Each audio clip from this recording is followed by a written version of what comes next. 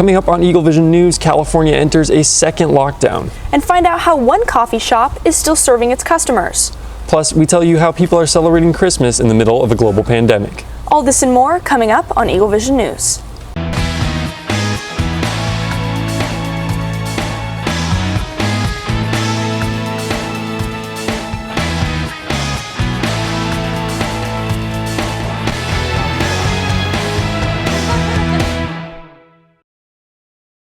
Good evening and welcome to EagleVision News. My name is Ashley Grams. And I'm Quinn Gorham. And Ashley, we are back on our socially distanced outdoor set once again.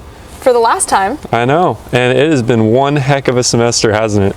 Yeah, it's flown by, even though we had bumps along the way. Yeah. We're starting to figure out this remote thing, and now it's over. A lot of adjustments people have been making over the course of the pandemic. You'd think we'd kind of be getting the hang of it by now, but you know, every once in a while you just get one little extra thing in there that you didn't expect to, have to deal with. So yeah, and one of our reporters has some insight on how people are continuing to celebrate Christmas, even in this remote setting. Natalie? Thanks, Ashley. Well, I don't know about you guys, but experiencing this Idaho snowfall has certainly gotten me into the holiday spirit. And while things are much drier in Bakersfield, California, they are nonetheless merry and bright as locals flock to the California Animal Living Museum's annual Christmas light display. Although this year, things look much different. Bakersfield locals have enjoyed Calm's Christmas light display for 18 years, and during this pandemic, it has taken on the form of a sleigh ride through a winter wonderland.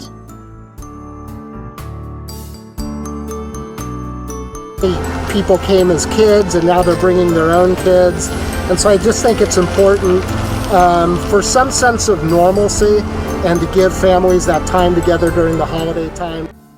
All is calm and bright for the Bakersfield families that have taken a drive through the mile-long repurposed holiday light show in the California Animal Museum's parking lot.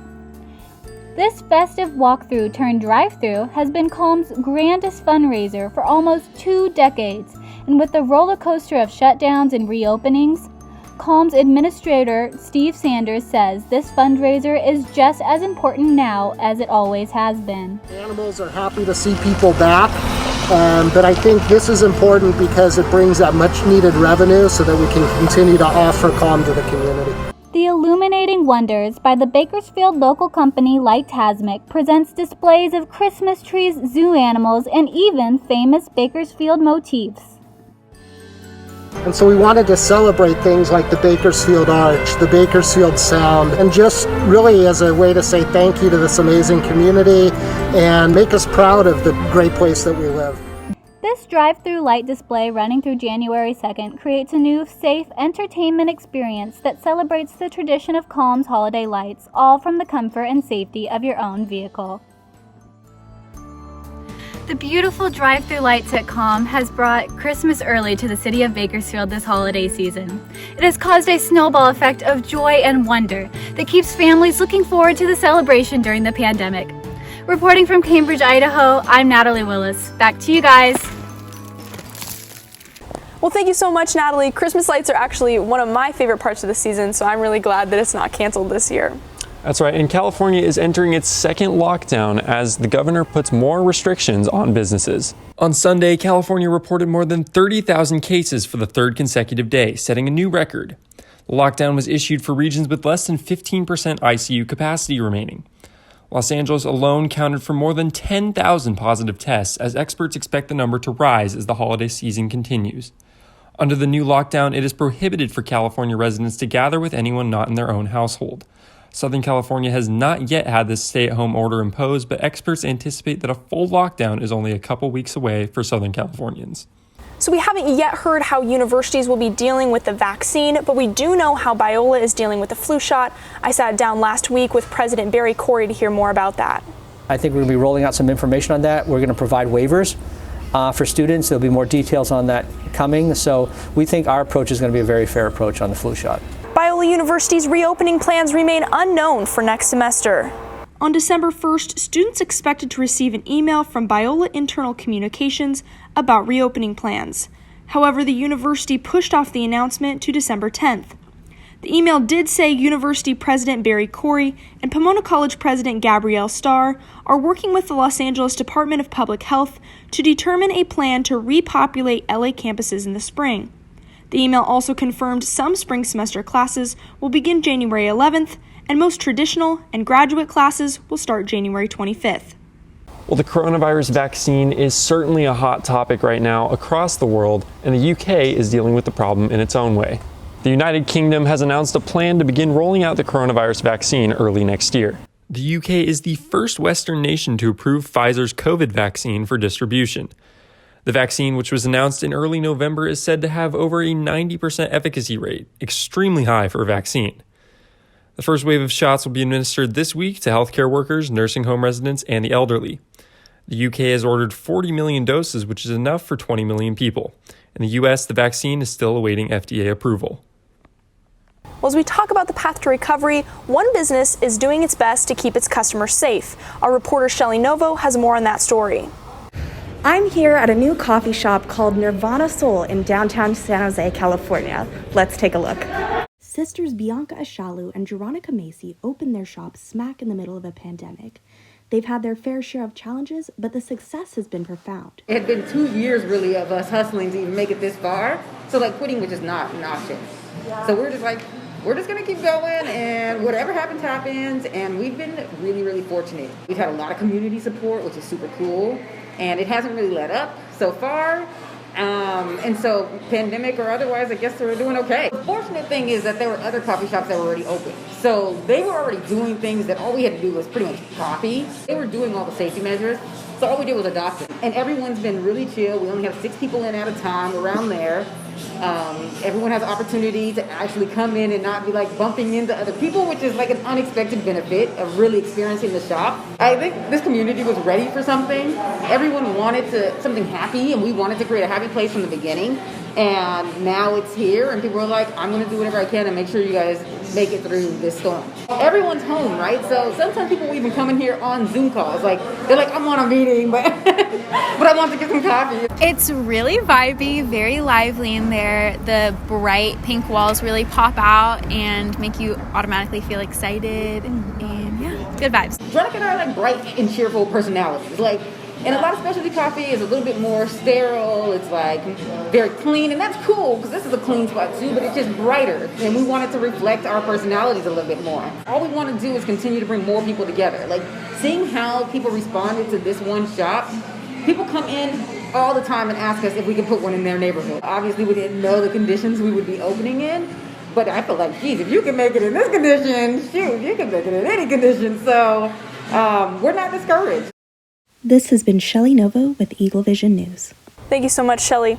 President-elect Joe Biden announces cabinet members over the past 2 weeks. Joe Biden promised to build an administration that will look like this country. He has appointed more women and more people of color than many past administrations, but some groups like the NAACP and the Congressional Hispanic Caucus are unhappy. The Biden administration has named Janet Yellen as Biden's Treasury Secretary. Yellen will be the first woman to fill this position. The senior communication team is also entirely made up of women, including the first woman of color to head up the team, Neera Tanden.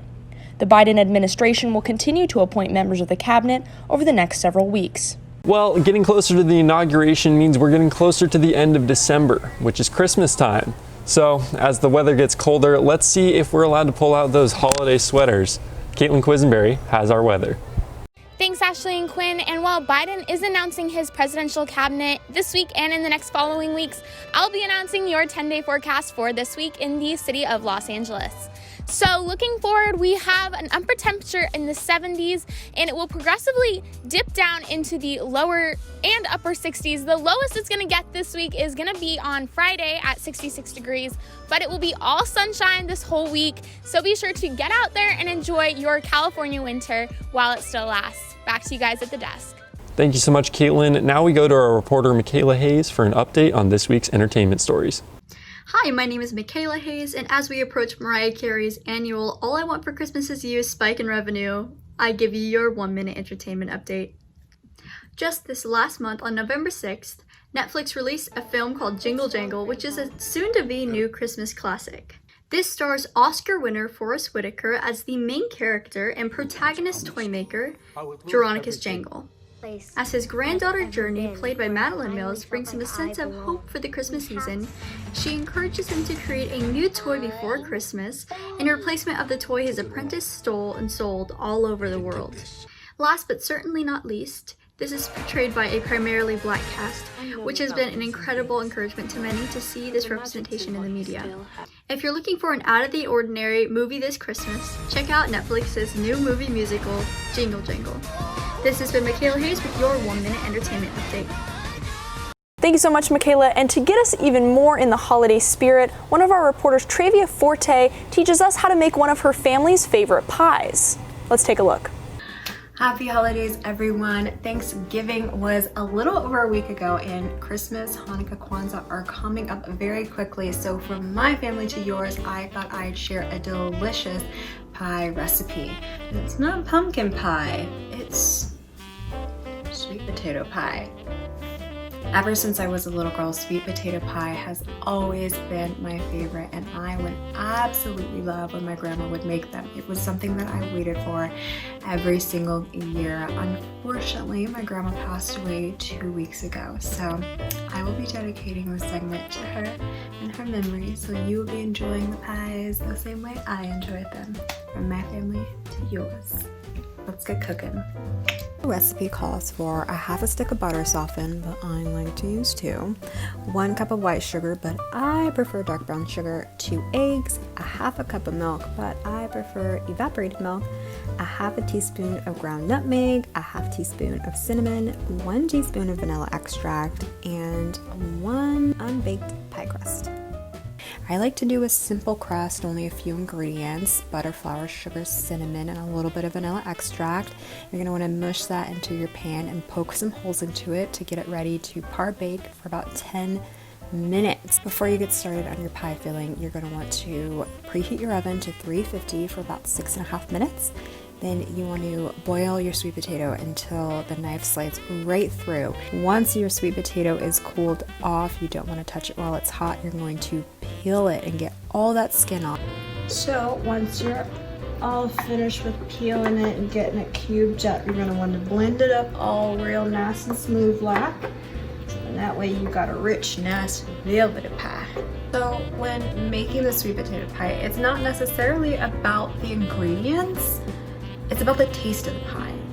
I couldn't tell you what my grandma put in the pie. I don't even think she knew how much she put in the pie. I just know that she would sit at the table and she would tap it.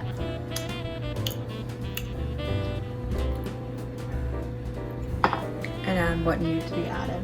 Pulled the crust out of the oven and everything tastes just right.